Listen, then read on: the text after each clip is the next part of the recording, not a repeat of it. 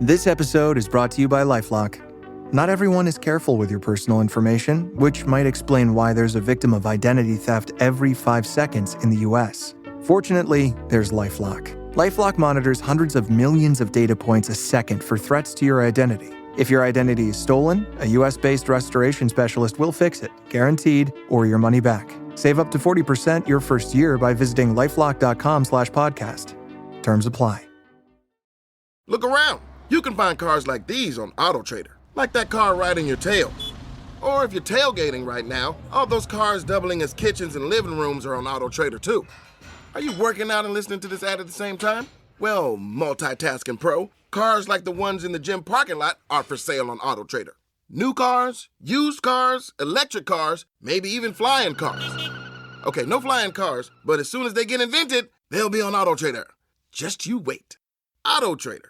Salut à toutes, salut à tous. La 9e étape du Giro, et c'est peut-être bien la plus incertaine de tout ce Tour d'Italie. C'est tout simplement aujourd'hui, il y a des aires de classique, des aires de Strade Bianche, parce que l'on va emprunter une bonne partie du parcours de cette classique printanière des Strade Bianche, avec le même final, la même arrivée dans les rues de Sienne. Une étape donc très très très compliquée, très illisible. Que ce soit l'échappée, que ce soit un petit peu les punchers sprinters, les favoris, tout le monde aura sa chance. Tout est possible aujourd'hui, mais aussi les incidents techniques, les crevaisons, les chutes.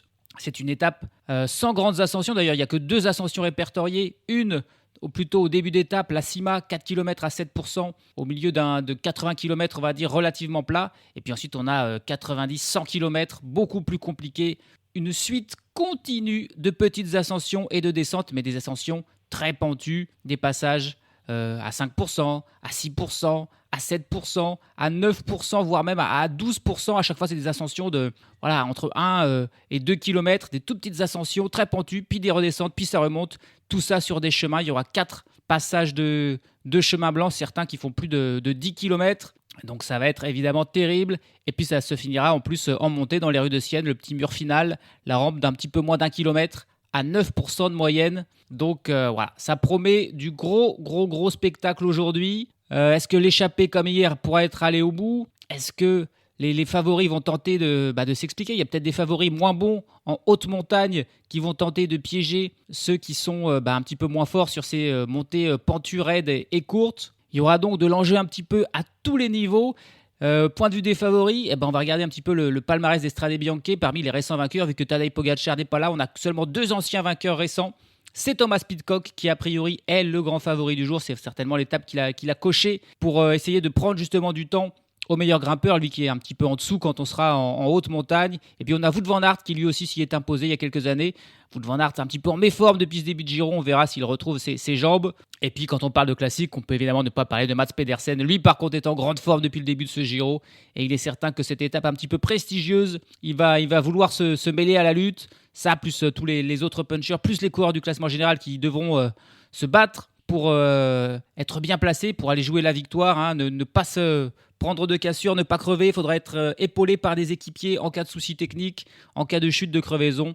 Bref, ça va être dantesque cette étape pour Sienne. Et puis intéressant de voir aussi le maillot rose, Diego Ulissi. Est-ce qu'il sera capable de rester avec les meilleurs aujourd'hui et de défendre son maillot rose et de le garder un jour de plus? Ça sera un autre intérêt de cette course qui promet donc à tous les étages. C'est la 9e étape du Giro. Chute de Bellocchi juste devant Armstrong qui est parti dans le terrain. Et attaque de Pierre Rolland. Voilà ce que nous disons depuis le début de ce Tour de France. Une chute terrible. Christopher Froome à pied. Mais quelle image du Tour. On n'a jamais vu ça. 100% cyclisme, le podcast du vélo en direct. Ça va Marion? Désolé. Et le début, le kilomètre 0 de cette étape. Et immédiatement, plein des coureurs qui attaquent. Coureurs de l'Alpecin, de la Decathlon, de la Cofidis. Ils sont même 2 pour l'Alpecin. On veut prendre l'échappée. On se dit que l'échappée est allée au bout hier. Et aujourd'hui, c'est un profil aussi tellement incertain. On ne sait pas trop qui va vouloir gérer dans le peloton.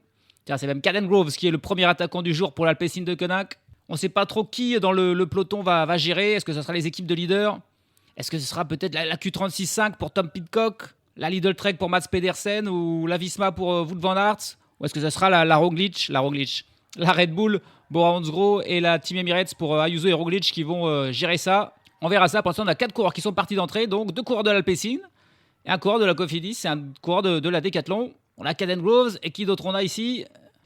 Attention, c'est Quinten Hermans qui est là avec Caden Groves, les deux coureurs de l'Alpecin. Quinten Hermans, c'est vraiment un bon coureur. Et on a Dries de Bondt pour la Decathlon et Milan Fretin pour la Cofidis. Là aussi, des grosses machines. Donc là, c'est 4 coureurs intéressants et qui ont pris en plus directement une belle avance.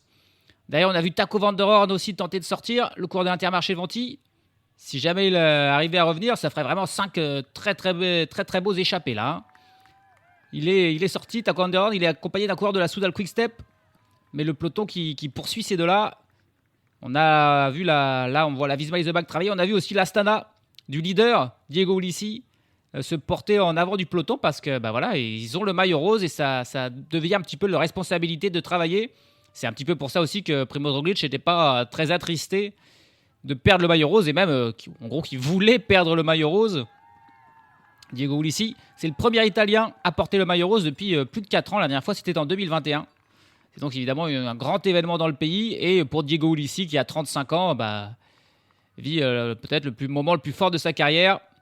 Allez, c'est Luke Lamperti qui est là pour la Soudal Quick-Step avec Taco van der Hoorn. Mais pour l'instant, ils n'arrivent pas trop à sortir. Ils ont encore 50 mètres d'avance sur le peloton. Mais ils sont beaucoup plus près du peloton que des 4 hommes de tête qui, eux, ont vraiment fait une belle différence. Ils ont déjà 20 secondes d'avance. On voit 3 équipes faire un mur complet là. On a 8-9 coureurs de 3 équipes à l'avant du peloton qui prennent toute la place de la route et qui empêchent quiconque d'autre de sortir. C'est la Q36.5 de Tom Pidcock. C'est l'Astana du leader du Diego Ulissi, aidé de quelques coureurs de la Red Bull Bora Hansgrohe. Et là, il n'y a plus personne qui sort et on ralentit le rythme. Et on est content de laisser ces 6 coureurs donc partir. On a toujours les 4 coureurs devant, Groves, Herman, De Bondt et Fretin.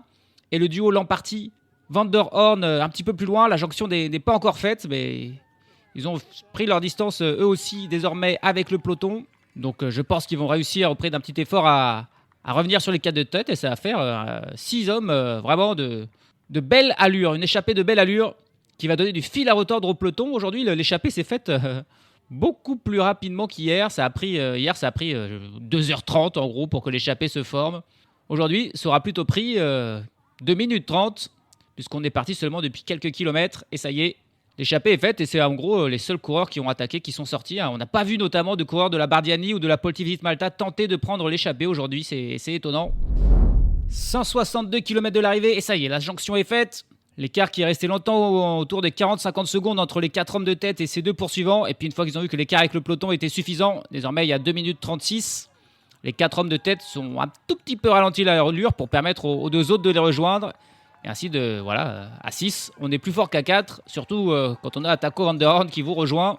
Et donc là, on a vraiment une très très belle échappée. Il n'y a vraiment pas de maillon faible. 6 gros rouleurs, 6 belles machines qui vont... je pense que ça va mener la vie dure au peloton, d'autant plus que dans le peloton, c'est encore pas trop qui va travailler. Pour l'instant, on voit l'Astana travailler pour tenter de maintenir un écart. Ils le font un petit peu par obligation parce que aujourd'hui, pour la victoire d'étape, côté Astana, ça paraît compliqué. On voit la Q36.5 aussi bien placée qui a des ambitions pour Tom Pidcock. C'est assez risqué. On voit pas l'Ineos d'Egan Bernal. Egan Bernal, la dernière fois qu'on est passé par les chemins blancs et arrivé à Sienne, c'était Egan Bernal qui avait remporté l'étape et il avait même pris le maillot rose. Donc c'est un peu aussi un autre favori du jour. Juan Ayuso, l'ascension finale très pentue lui convient, tout comme à Roglič. Mais pour l'instant, on voit ni la Red Bull, ni la Emirates, ni la Ineos travailler. Mais on est encore qu'au début d'étape et l'écart est encore assez faible. On a bien compris qu'ils étaient dangereux, ces échappés. Et on a Xavier Miquel Asparen, l'Espagnol de la Q36.5, qui a pris les rênes du peloton et qui roule à fond, tout simplement. Ils n'ont pas laissé beaucoup de temps et l'écart qui diminue. 1 minute 35 d'avance pour les 6 hommes de tête. La chasse est déjà lancée. On est à 148 km de l'arrivée. Et on ne veut absolument pas donner beaucoup de temps à ces 6 hommes-là que l'on juge extrêmement dangereux. On rappelle Caden Groves, Quinten Hermans, Dries de Bondt, Luc Lamperti, Taco van der Hoorn et Milan Fretin. 3 Belges dans cette échappée avec un Hollandais, un Américain et un Australien. Caden Groves qui a déjà gagné une étape sur ce Giro. Milan Fretin et Quinten Hermans, des très bons sprinteurs. Hermans en plus un très bon puncher. Dries de Bondt, Taco van der Hoorn, les grands spécialistes des échappées au long cours. Et Luc Lamperti, lui plutôt un spécialiste du chrono. Donc voilà. Ça fait peur et la Q36.5 qui a tout misé, j'en ai l'impression, sur cette étape. On les avait jamais vus prendre les commandes du peloton. Là, ils travaillent pour Tom Pidcock. Stratégie risquée, mais clairement, on a coché cette étape du côté de l'équipe de seconde division de la Q36.5. On arrive au premier sprint intermédiaire à 134 km de l'arrivée. Les échappés ont réussi à reprendre du temps, 2 minutes et 30 secondes.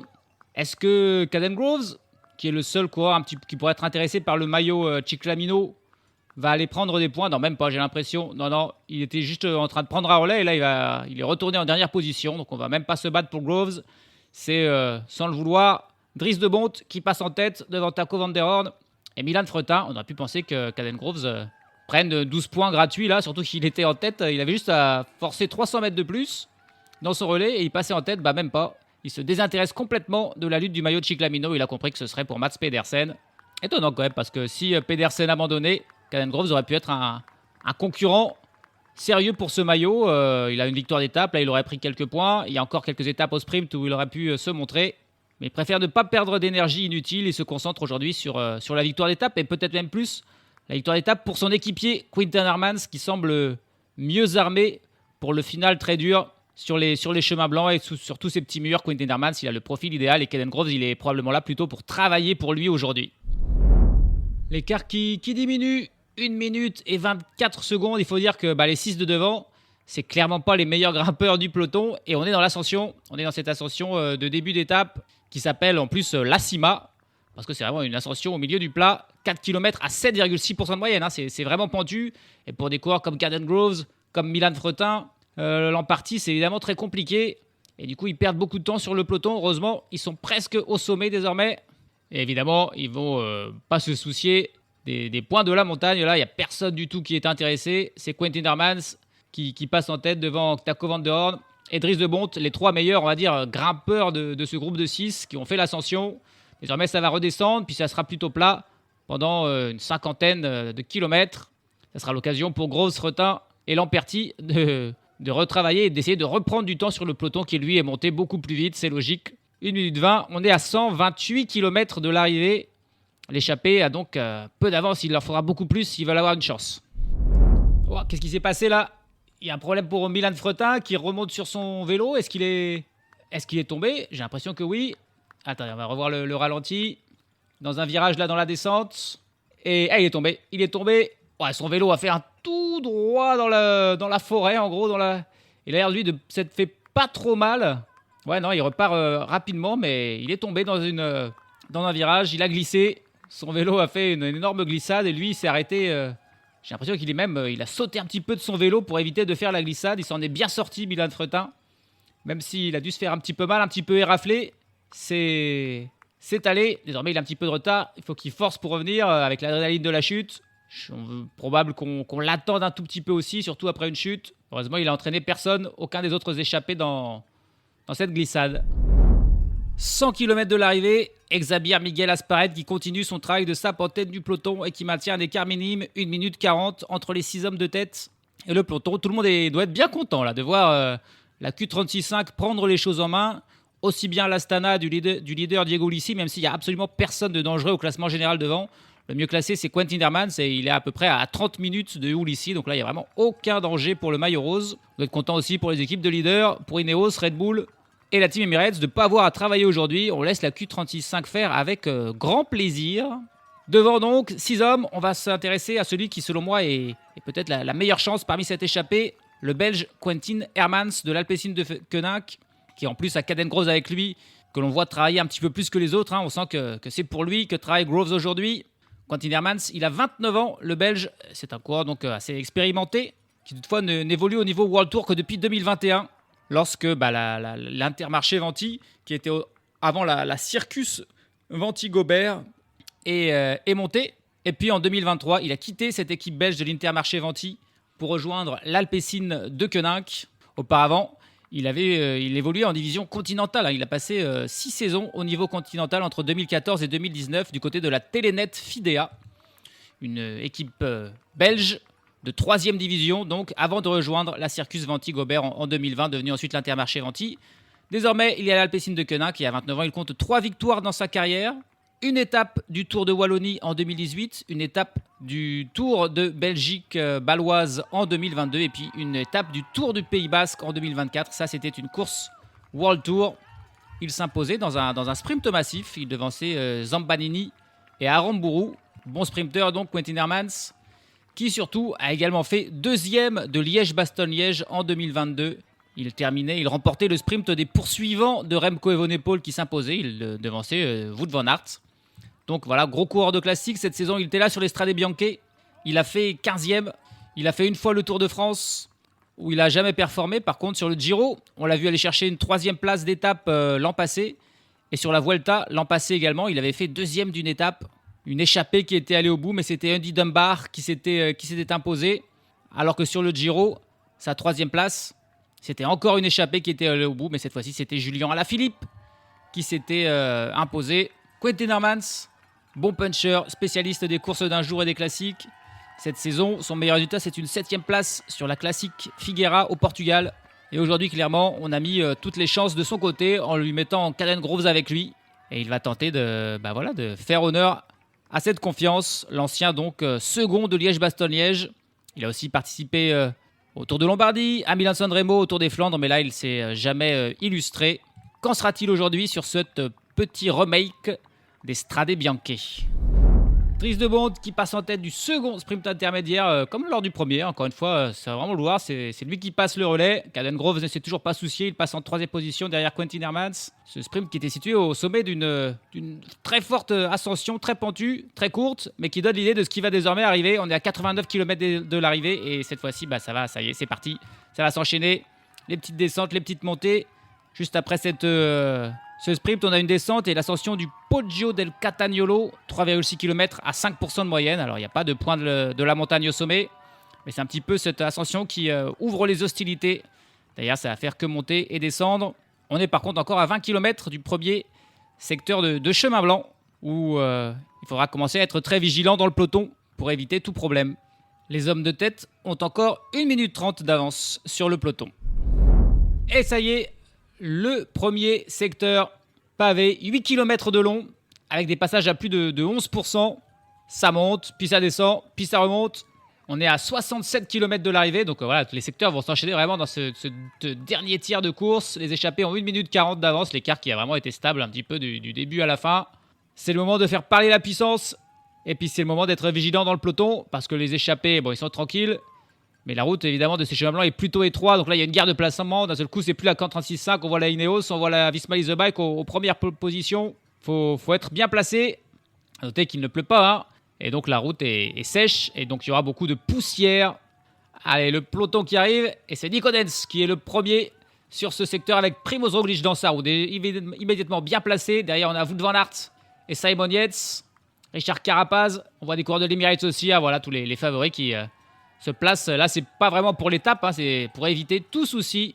C'est la guerre de placement. Il faut être le mieux placé possible parce qu'il suffit qu'il y ait une petite chute, une crevaison, un ralentissement derrière. Et si on est derrière, on est pris dans la cassure. Et ensuite, ça sera dur de revenir. Donc, il faut être bien placé devant. C'est très, très important. On voit aussi Antonio Tiberi bien placé. Mats Pedersen qui est également là aux premières positions. Mais c'est plus pour protéger Giulio Ciccone. Le maillot rose de Diego Ulissi, par contre, je le vois pas. Il a l'air d'être un peu plus loin. On le voit là sur un plan aérien. Il est milieu du peloton. Un peloton qui est déjà bien étiré. Il y aura des cassures déjà, j'ai l'impression. S'il est déjà là un petit peu loin, Diego Ulissi, ça sent pas bon pour garder son maillot. Parce qu'il y a déjà des petits trous qui se font. Des coureurs qui ont du mal à suivre le rythme mis par Pedersen et Van Aert qui sont les deux premiers coureurs du peloton.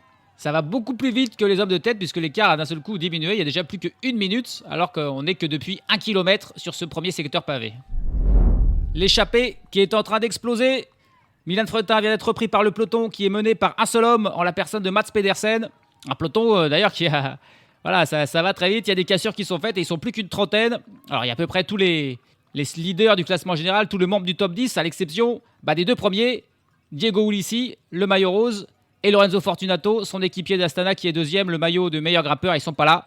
Mais c'est pas des favoris pour la victoire finale. Mais c'est sûr que Ulissi, il va le perdre. Son maillot rose aujourd'hui, c'est pas possible. Il est déjà bien trop loin. Mais voilà, le peloton qui a vraiment explosé dans ce premier secteur pavé. Ils sont revenus à environ 40 secondes des échappés. Les échappés, ils sont plus que deux devant. Milan Fretin a été repris. Ça devrait pas tarder pour Dries de Bont. Luc Lampertier a lâché. Et là, c'est Taco van der Horn qui est le dernier à lâcher.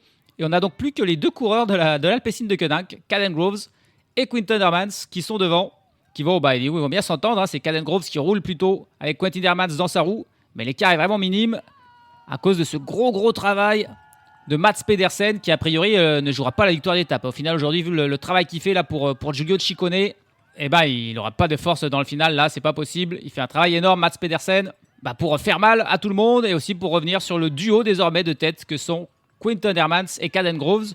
On est encore très loin de l'arrivée, 61 km. Et le peloton n'est plus que d'une trentaine d'unités avec la plupart des favoris, quelques équipiers avec eux. Mais course déjà fortement décantée.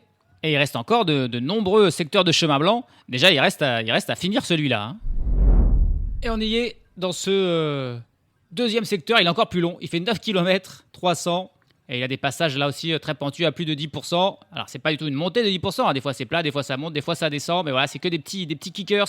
On a toujours les deux hommes en tête, Caden Groves et Quinten Hermans, qui ont 40 secondes d'avance sur le groupe des favoris. On retrouve Roglic, Ayuso, Bernal, Pidcock, Tiberi et tous les membres du top 10, sauf les deux coureurs d'Astana, Fortunato et le maillot rose Ulissi. Et puis, il manque aussi un coureur du top 10, c'est Max Poole, le coureur de la Team Picnic Postenel. Attention, et là, il y a une chute. Il y a Michael Storer qui est tombé. Il était dans le groupe des favoris, lui. Et en fait, c'est un de ses équipiers qui est tombé devant lui et qui a fait tomber Michael Storer, glissé là juste à l'entrée de ce secteur pavé. Le virage, on était sur le goudron et hop, on est arrivé sur les graviers et il a glissé. Ah, c'est terrible parce que pour Storer, il était dans le bon coup. C'est pas forcément le profil qu'il aime le plus, Michael Storer, mais il était là avec les meilleurs. Lui qui se bat pour le classement général et cette chute-là va lui coûter. Il faut qu'il rentre sur le groupe des favoris. Il faisait tout parfait jusque-là, mais là, une petite chute bête qui va lui coûter peut-être beaucoup, voire même énormément. C'est Florian Stork qui est tombé et qui a entraîné son leader dans sa roue, alors que Mats Pedersen, ça y est, se relève, finit son travail, il a été énorme. Et c'est Josh Starling qui est toujours là et qui prend la tête de ce groupe de favoris, et l'Ineos qui est l'équipe la mieux représentée. Ils ont 5 coureurs, dont Egan Bernal, dans ce groupe de 25 coureurs, on va dire, là, depuis la chute de Michael Storer.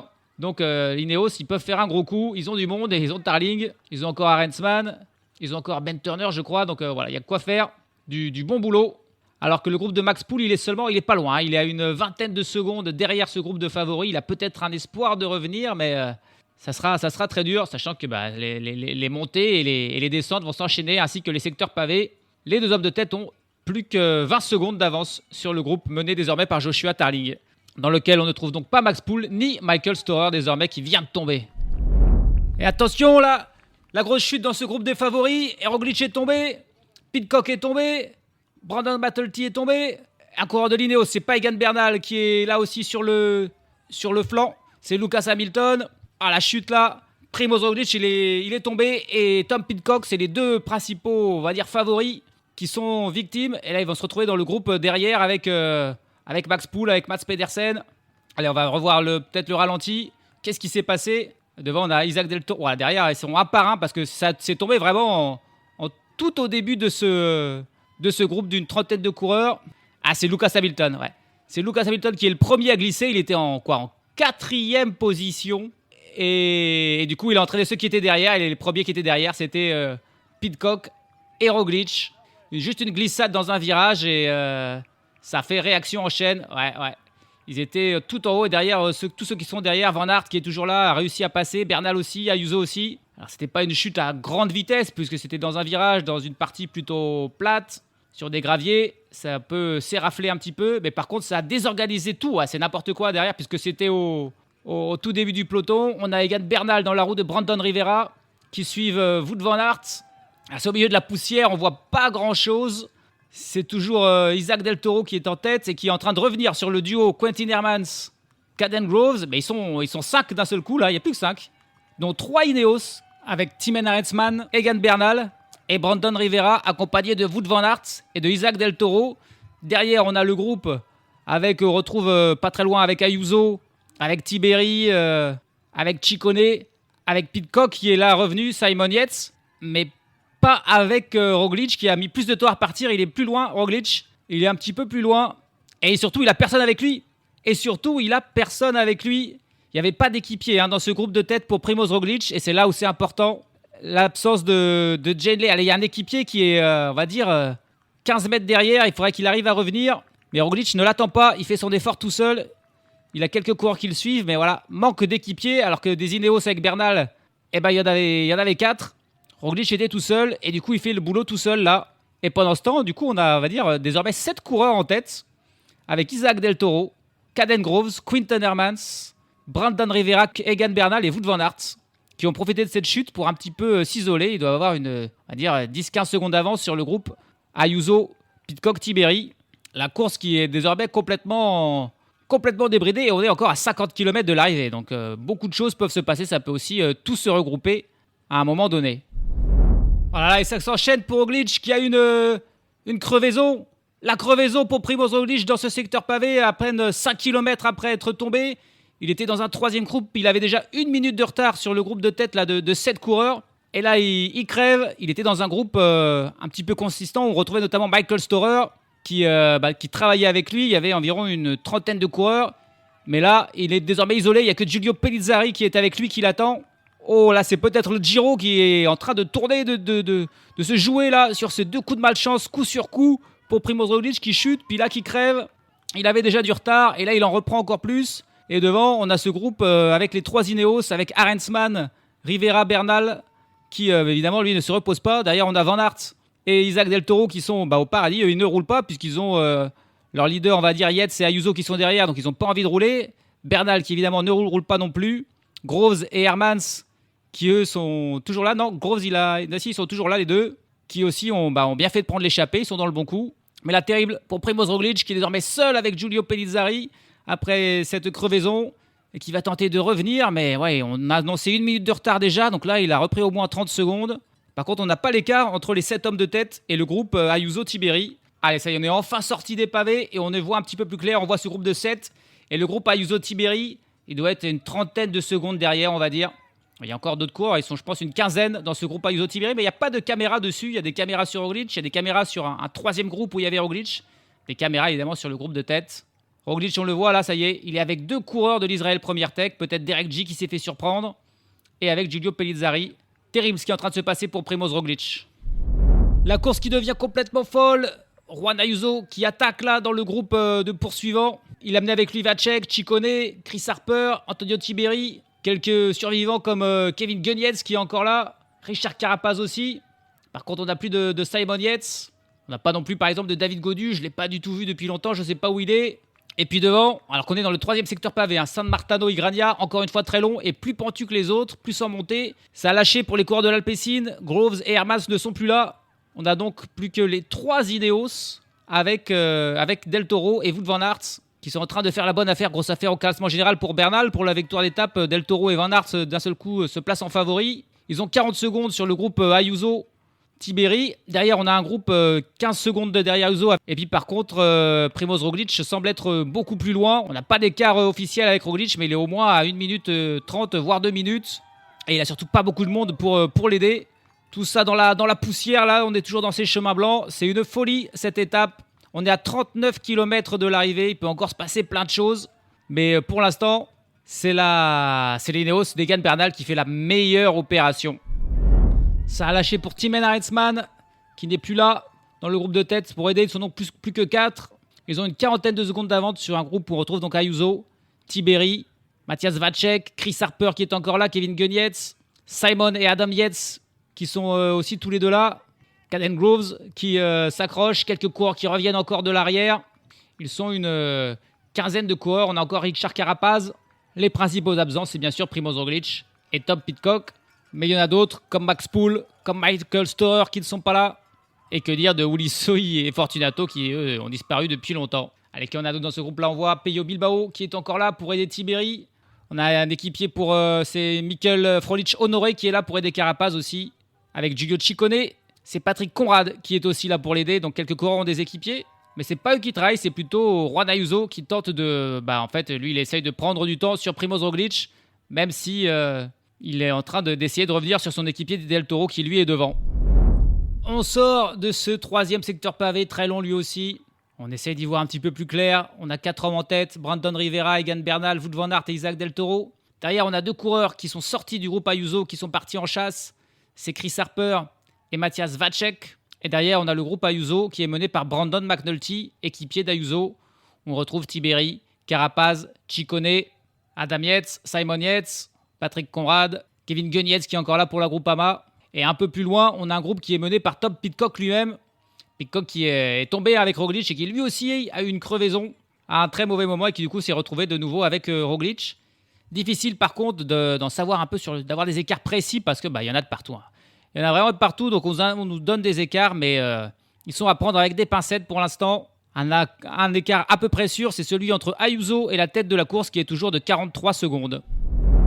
Edward Plancart qui est aussi là dans le groupe Ayuso avec Antonio Tiberi, Peyo Bilbao, Richard Carapaz, Kevin Gunetz, Timen Arensman, Giulio Ciccone, Patrick Conrad, Simon Yates, Juan Ayuso, Brandon McNulty et Adam Yates.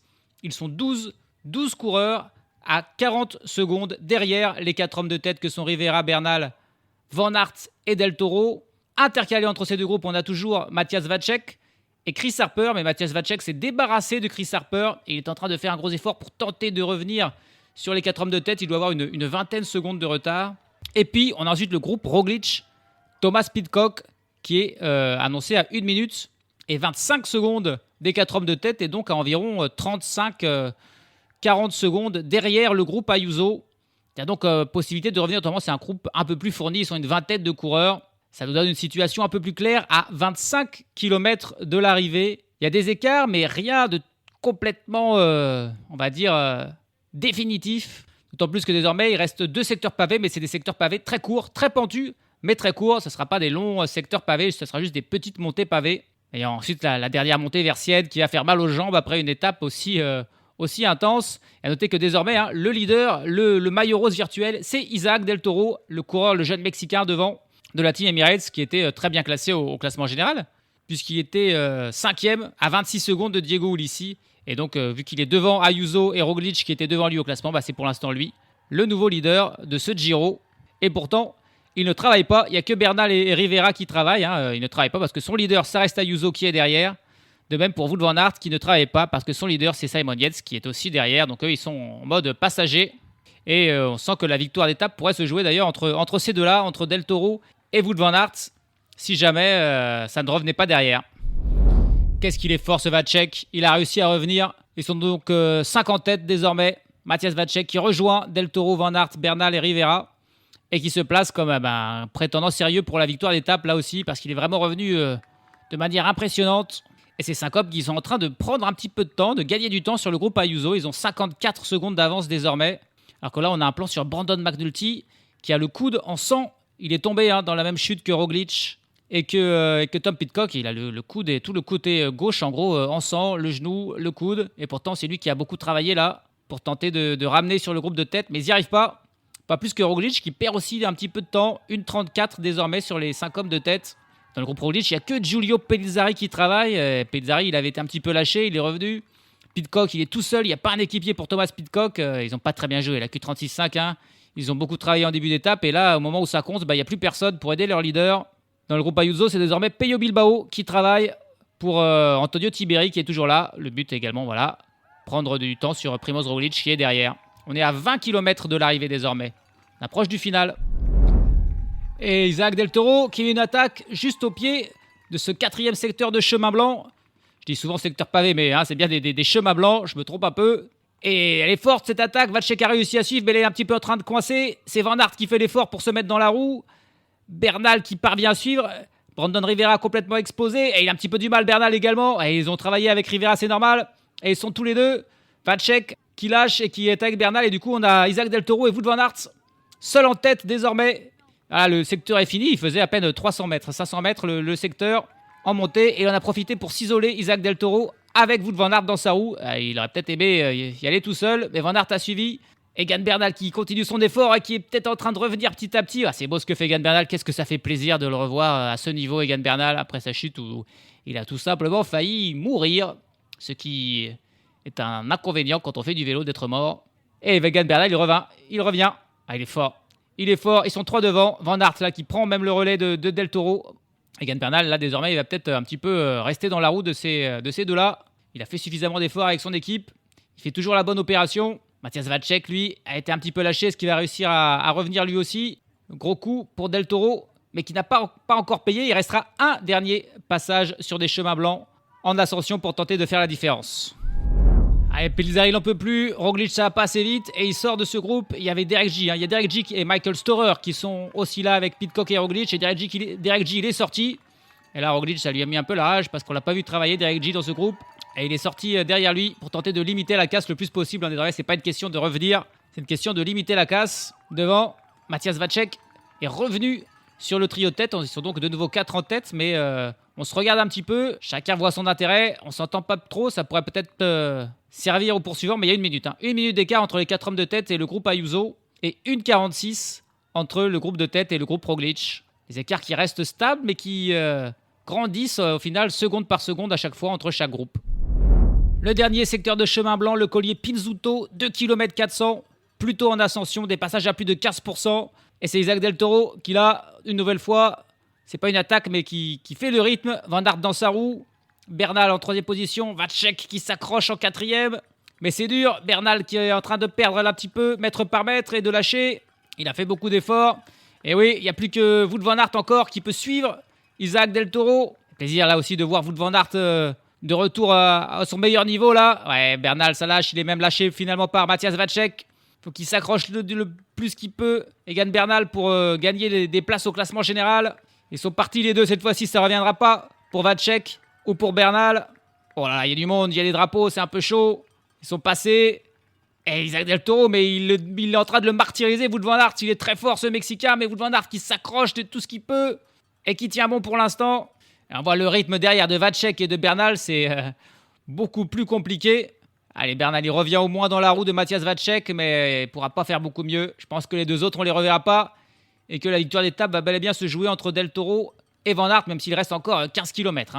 Et au sommet de ce collier Pinzuto, on aura le sprint Red Bull qui devrait offrir 6 secondes à celui qui passera en tête. Ce sera probablement Isaac Del Toro. Alors que derrière, on voit Pidcock là, qui est aussi dans ce collier Pinzuto, qui passe.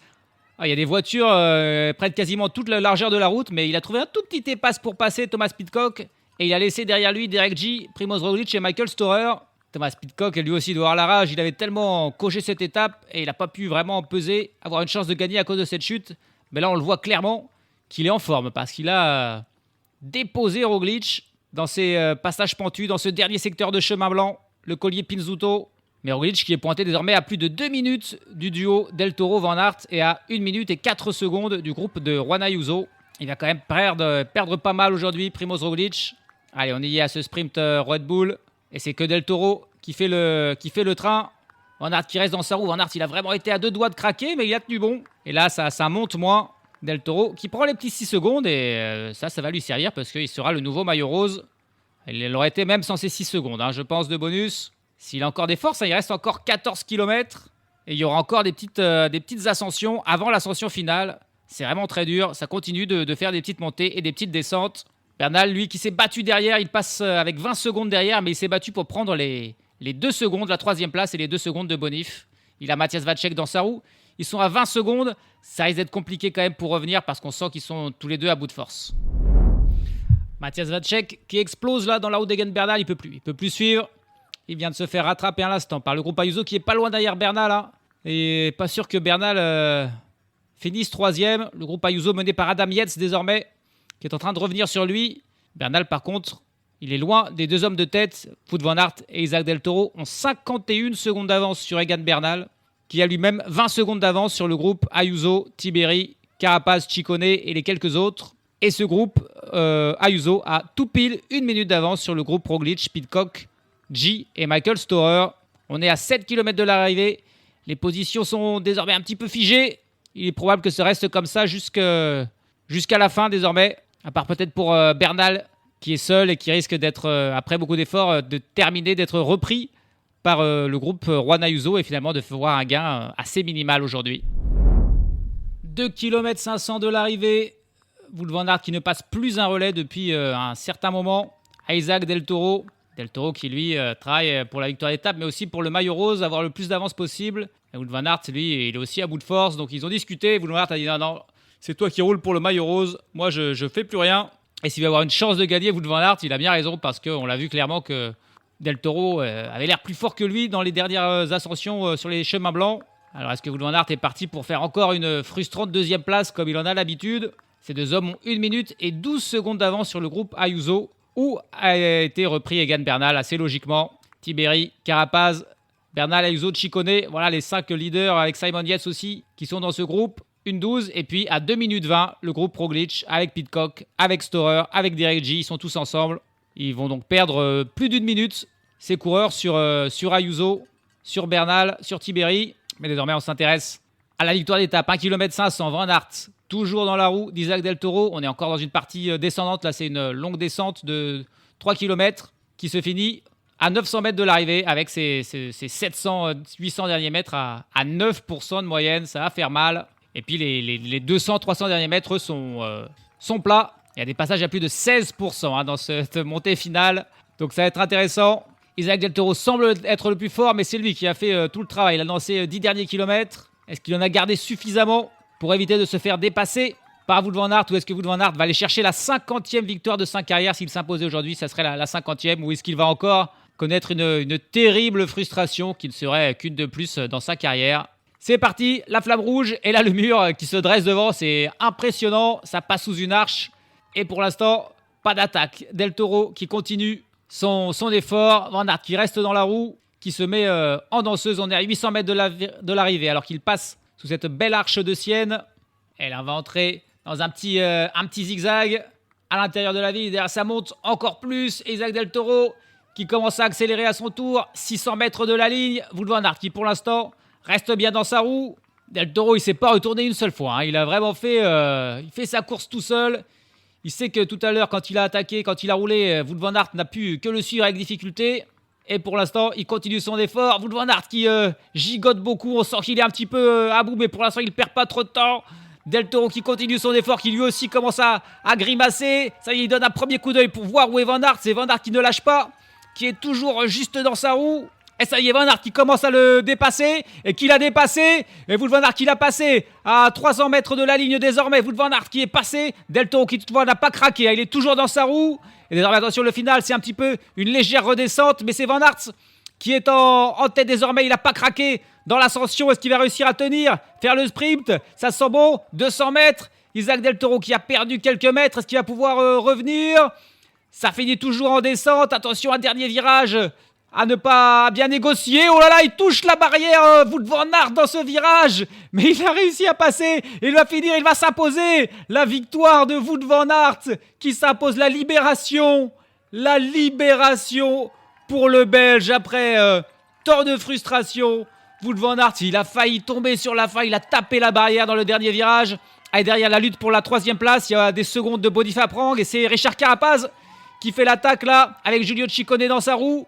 Et il est où, Juan Ayuso? Il n'est pas là, il a été surpris. Derrière, c'est Simon Yates, c'est Tiberi. Mais Ayuso, il n'est pas là.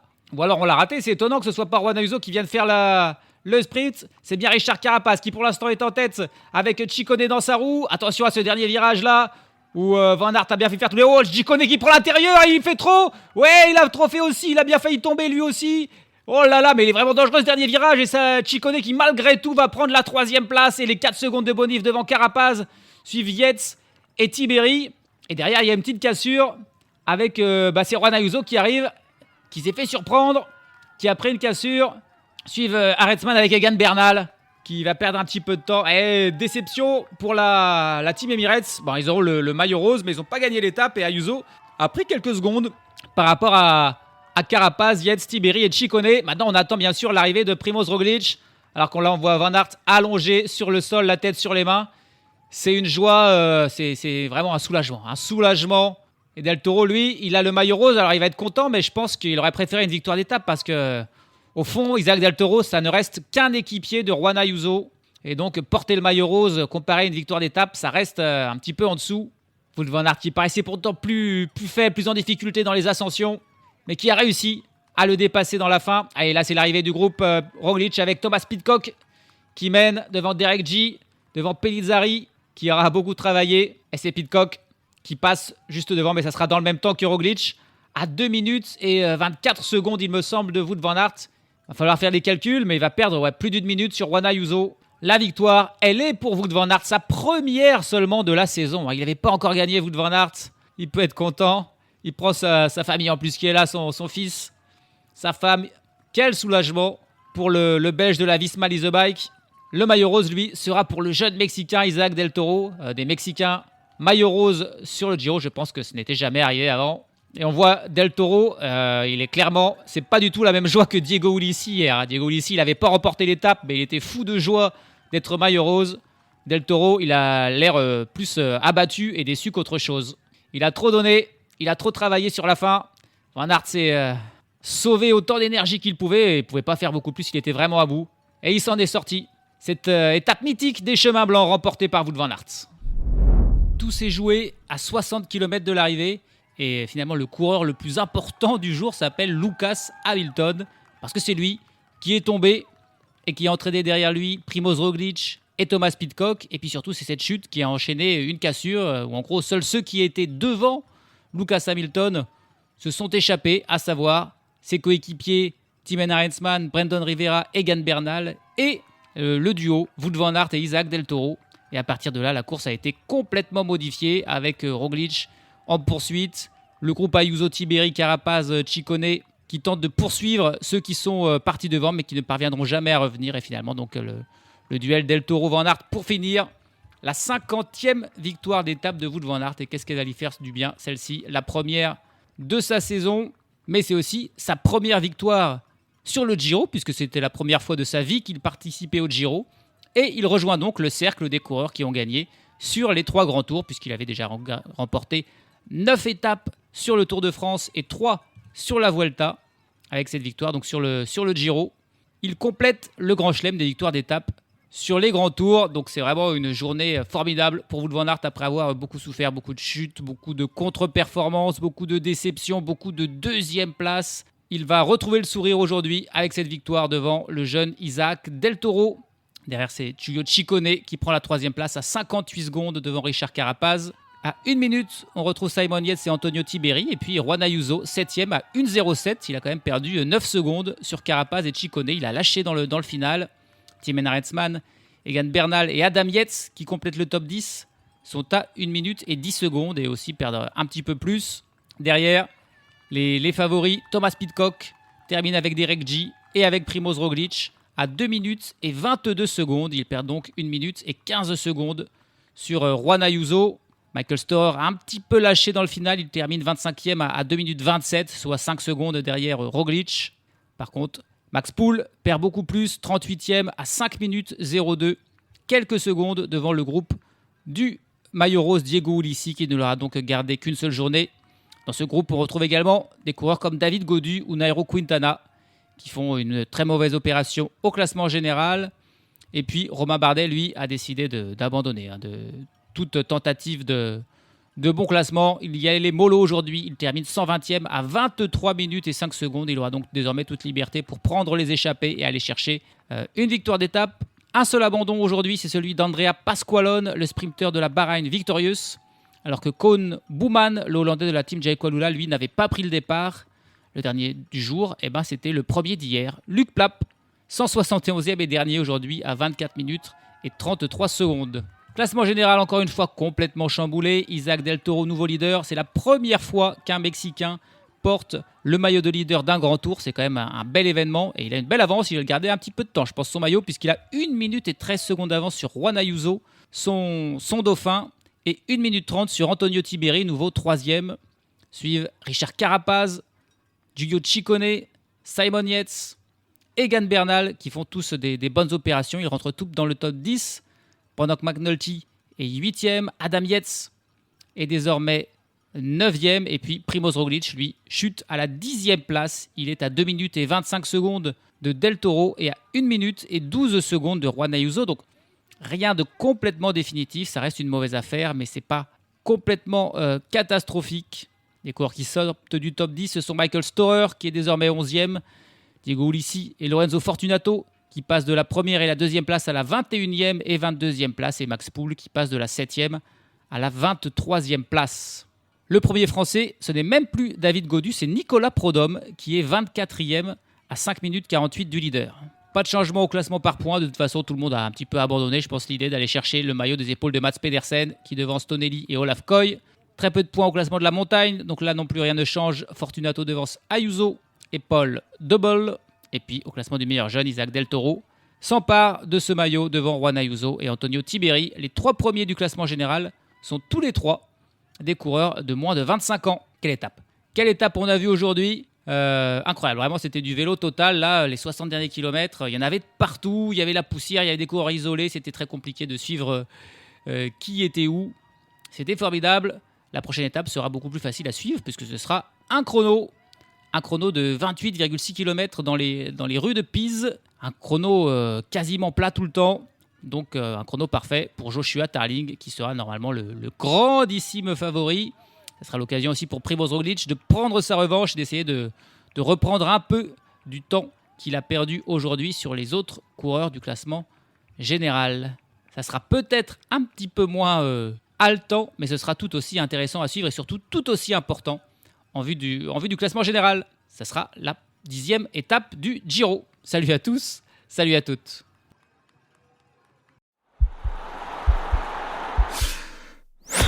This podcast is part of the Sports Social Podcast Network.